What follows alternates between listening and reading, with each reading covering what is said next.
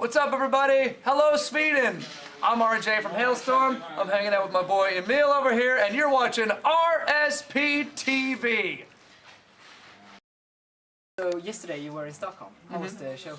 It was awesome. We've been on tour with Alter Bridge, and they're absolutely incredible band, incredible guys, and they bring out a great crowd. So yeah, we've done Stockholm a couple times, but that was our first time playing that venue, and it was pretty awesome. It was pretty massive. Yeah, it was fun. You announced a new show next year in Stockholm. Yeah, in April 16th, I think. Yeah. Why only Stockholm, not Gothenburg? Oh, fuck, I don't know. That's just how they booked it. We're not really in charge of where we play. No. We just show up where we're supposed to be and we just bring it, you know. Yeah. And is this like another tour from yesterday, or why isn't Alter Bridge there? Oh, this is just a one-off headline show. We're only doing 2 headline shows. We're doing today in Gothenburg and then tomorrow in Malmo. Yeah. Just because you know, Sweden has really been really cool, like really good to us. You know, ever since we started coming over here. You know, the guys at Bandit really support us. You know, everyone on our label is really awesome here. Our guy Darren from Warner. You know, we've gotten a lot of great push in Sweden, so this seemed like a good spot. We had 2 days off, and our label's like, well, let's put them to work. So, so like, all right, well, we're you know, we're trying to build. So it's like, all right, we'll put in the hours. So, yeah. It's fun to get to do a headline show. What do you like more, days off or playing? Playing, for sure. I hate days off. I don't know what to do with myself on days off. Well, you know, actually over here, days off are really nice because you get, there's so much history in Europe that we don't normally get in America. I mean, there's cobblestone streets older than our entire country, so you know, and so it's awesome to come over here and see. Like back home, we tear our history down. Like if there's anything that's over 50 years, we'll rip it down and put it in a car park in a mini mall. You know, it's like it's very commercial. Over here, you have like great architecture, really cool stuff. We've actually we had a day off in Stockholm last year. We were touring with Bullet My Valentine, or this year we were touring with Bullet My Valentine. I think it was last.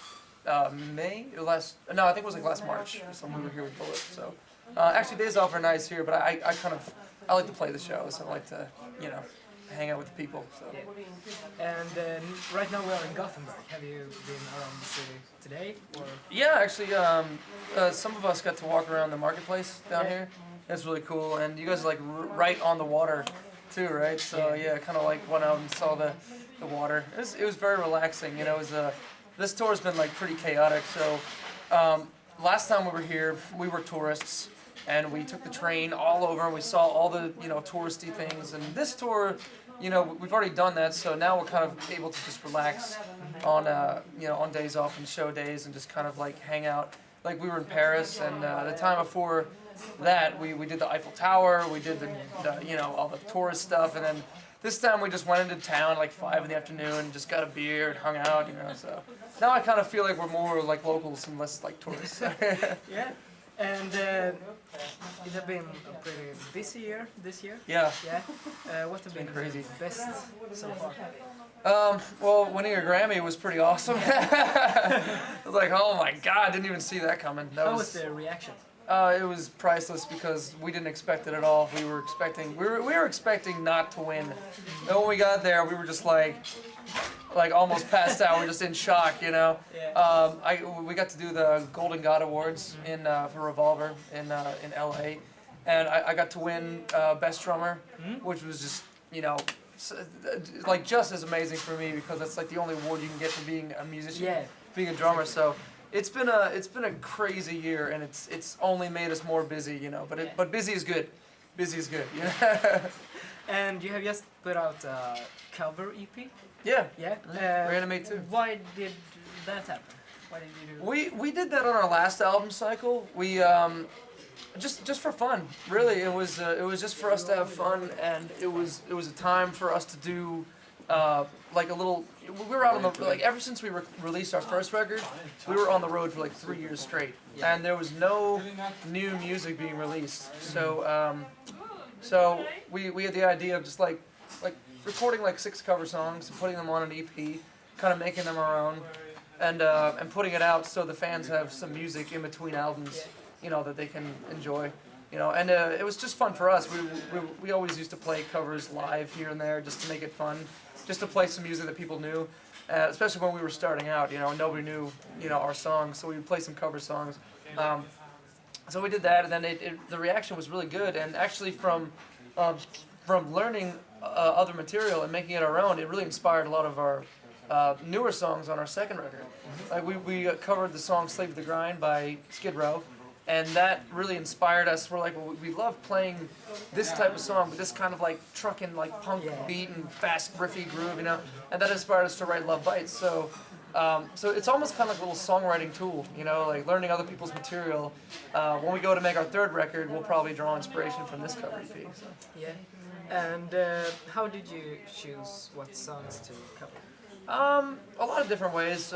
Most of them were just songs that we really liked, and most of them are songs that, like, you know, I mean, like a lot of the songs that I was happy about doing were ones that I was excited to hear Lizzie sing. So, like Judas Priest. You know, we always loved Judas Priest, and we always wanted Lizzie to do a Judas Priest song. In the beginning of that song, there's this like high note, and we're like, oh, Lizzie would sound so cool singing this. So we did it live a couple times, then we're like, all right, we'll do that. A couple of them were suggestions from our record label. Like our label, our manager suggested that we cover a Dio song, which actually didn't make it on the cover EP, but we covered Straight to the Heart by Dio, and we put it on a Ronnie James Dio tribute CD, which was really awesome to be a part of that. Because we met Dio, and he was the most amazing person. He's so nice. You know, and it was so sad when he died. It was a real shame. He's totally like teaching the angels how to sing, you know, really. And then a couple of them were fan picks on our last EP. We put a list of songs on our website, and we asked our fans, like, what song would you like to hear us cover? And the one that got the most votes was "Bad Romance" by Lady Gaga. And then the same thing, it was like down to like Metallica, "Sad But True," and "Bad Romance," Lady Gaga, and "Bad Romance" won. So we're just like, oh boy, here we go. All right, let's try to make it work, you know. So I honestly, I had a fun time turning a pop song into a rock song, because I really love pop music. So putting some heavy riffs on it was like a lot of fun for me. And then with this one, we covered "Get Lucky" by Daft Punk. And that was probably my favorite one to do, because it's just straightforward, you know, a great pop song, like disco song, that we just kind of like made it into a rock song. So I really felt like we made that our own, so that was fun. Are you playing covers live? Yeah, actually we're going to do some Priest tonight. I think we're going to do, we did "Gold Dust Woman" by Fleetwood Mac on the second cover EP that we have out now, and so we'll probably play that one. And I think that we might add a few more, I'm not sure. Are you like doing the set list the same day you're playing, or do you have the same songs for the whole tour? We've been doing the same set with the, oh, sorry. Oh, my elevator's going outside here. You can edit that out. It's like, oh, God. Whew. I've like really been, like, it's so cold and dry. I'm just like, feeling it. Like my throat's all like, you know, I'm trying to sing my parts. I'm like, thank God I'm not the lead singer. But, well, I'm sorry, what you were saying, what were you saying? The set list, Oh, yeah, alright, so we keep the, when we're opening for Alter Bridge, we've been doing pretty much the same set list every night, because we only get 45 minutes. But when we do headline shows, especially when we do headline tours, we'll do like an hour and a half, hour 15 to hour and a half, maybe even 2 hours. Yeah. So we like switching up the set and doing different things and kind of improvising, just to keep it fresh for us, because we tour so much. So if we played the exact same show every single night, it'd get pretty boring for us. So, so we switch it up a little bit. And I heard that you are working on new music. Is it for a new album? Yeah, we've begun writing here and there for the new record. But we're gonna finish this tour, and then we're gonna do another month in the States with Red Light King, and then we're gonna take some time off for Christmas, and then January we're gonna start like really getting together and like really focusing on writing the next record.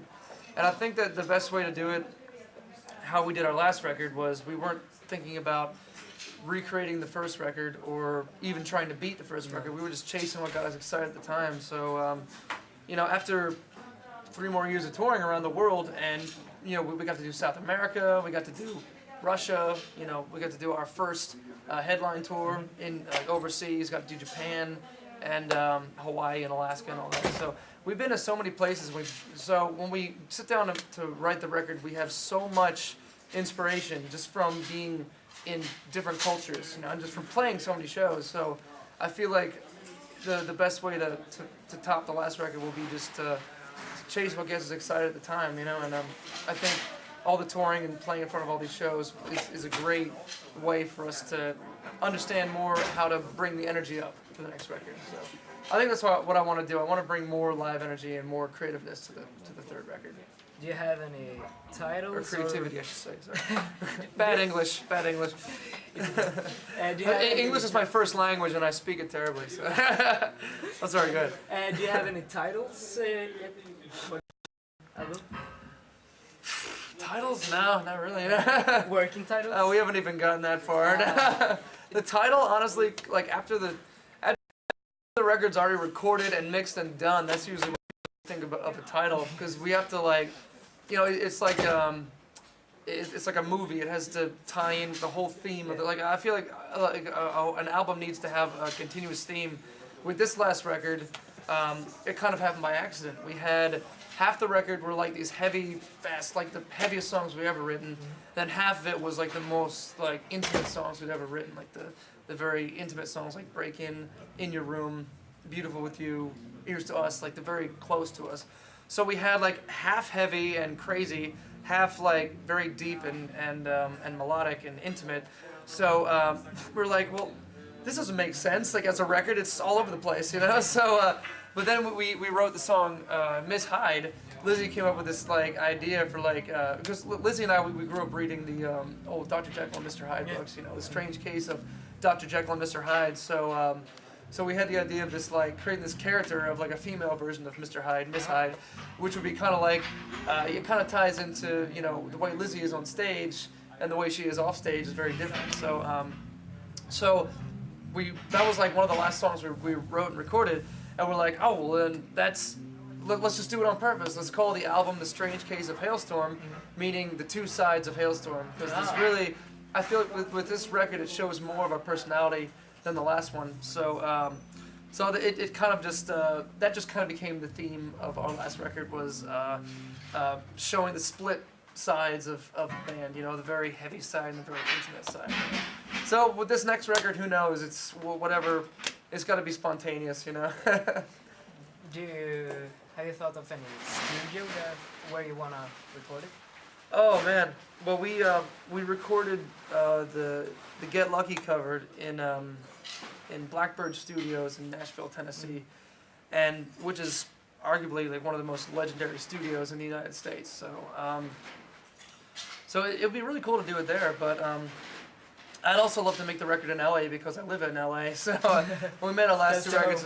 We made our last two records in LA, and it's just a fun town. It's just Los Angeles is just a great, beautiful weather all the time. There's the beach. There's you feel very inspired when you're in Los Angeles because it's very beautiful, and everybody living in Los Angeles is in some kind of entertainment industry. So it's like the entertainment capital of the world. So we go to movie premieres, we do all this stuff when we're in LA, so we get very inspired. So I would like to do it there, but at the same time, if we recorded at Blackbird Studios, that studio like has every type of old like outdoor gear, every kind of like a condenser mic, diaphragm mic, like every kind of microphone, every kind of compressor, preamp, like every kind of drum kit, guitar amp, like they have like the most incredible sounding rooms and the most incredible gear to play on. So that alone would be pretty inspirational. So, but I don't know if I was gonna choose a third, I'd say let's do it here in Sweden. Yeah. Fuck it, What studio? It's beautiful. I don't know, you name it. It's a great studio. You would know them more than me. All right, we'll do it there. Studio Freeman? Yeah. All right, we're going to give you a call. Right? We're going to hang out with our Swedes. Yeah. It's cool, too, because our guitar tech, his family heritage is Swedish. Yeah. He's blonde. He's sexy. So he fits right in. So he's like, he feels very at home here, so it's pretty cool. That's cool. That was everything for this interview. All right, thank you so much. Right on. Thanks for taking the time. Yeah, thank you. Awesome. Well done, too.